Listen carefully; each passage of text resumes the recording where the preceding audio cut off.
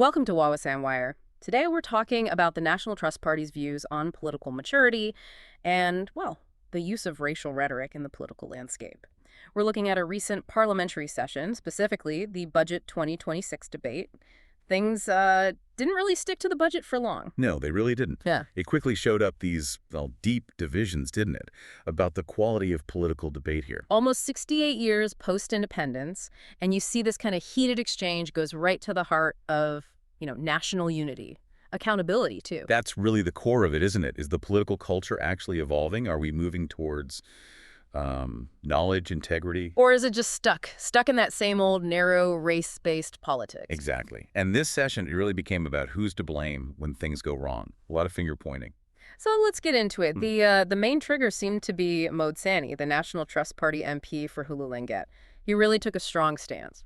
Oh, absolutely. During the budget debate, he basically argued that the whole political culture is just full of mutual accusation and, depressingly, racial hatred. He didn't just say it, though. He used some very memorable examples, didn't he, about scapegoating? He did.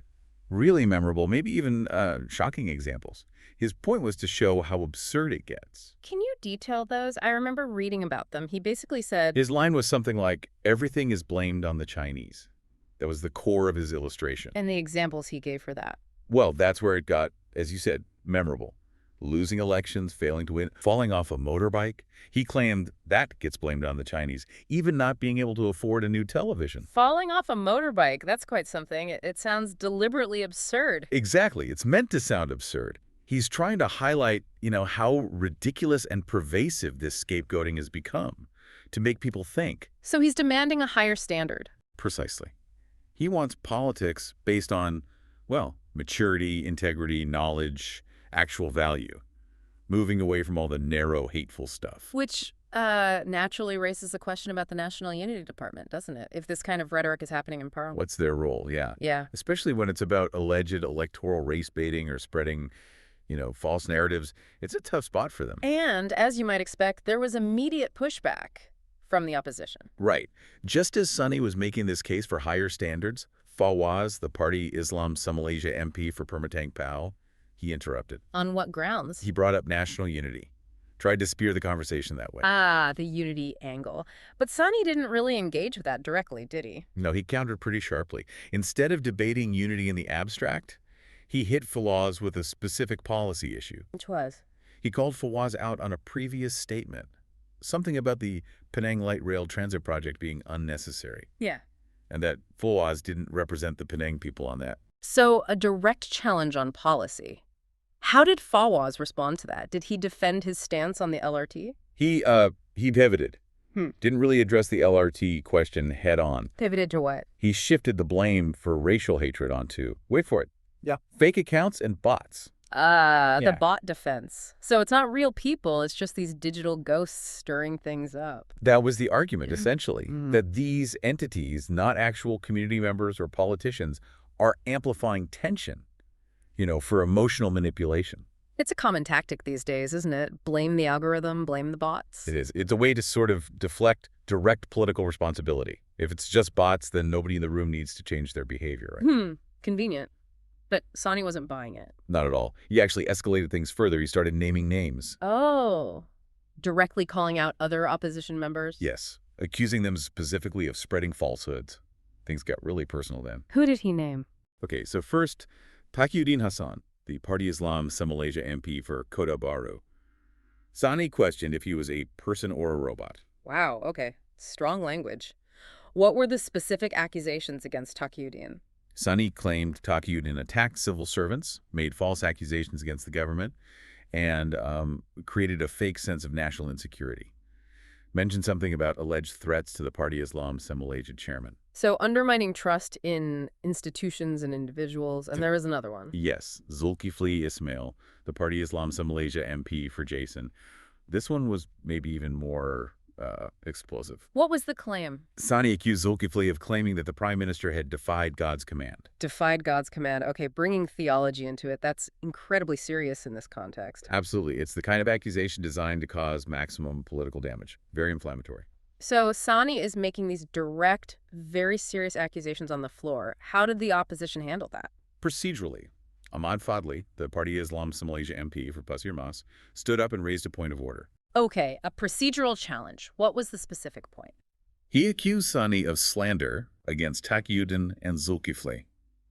Fadli argued that Sani wasn't following the proper parliamentary rules. Meaning? Meaning, if you want to make such serious allegations against another member, you need to submit a formal motion to a committee.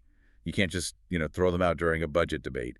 He cited the standing orders. So using the rule book to shut down the accusations in that moment. Exactly. It's a way to control the debate, protect colleagues, and argue that Sani was out of line procedurally.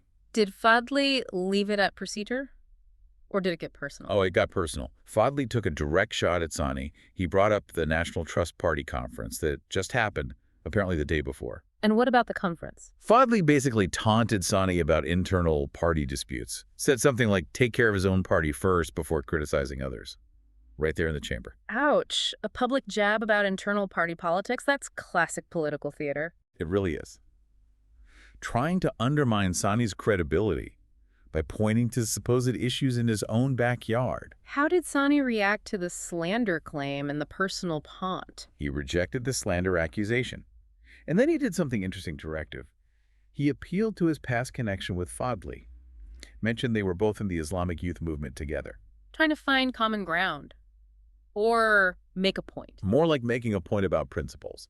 He basically said, look, we should call things right when they're right and wrong when they're wrong, regardless of party, using their shared past to appeal for, well, integrity. And did he address the procedural point about submitting a motion? Yes, crucially, he did. He stated that he had actually submitted a formal motion about his complaints already. Ah, so he'd followed the rules. According to him, yes. He said he was just waiting for the speaker to rule on it.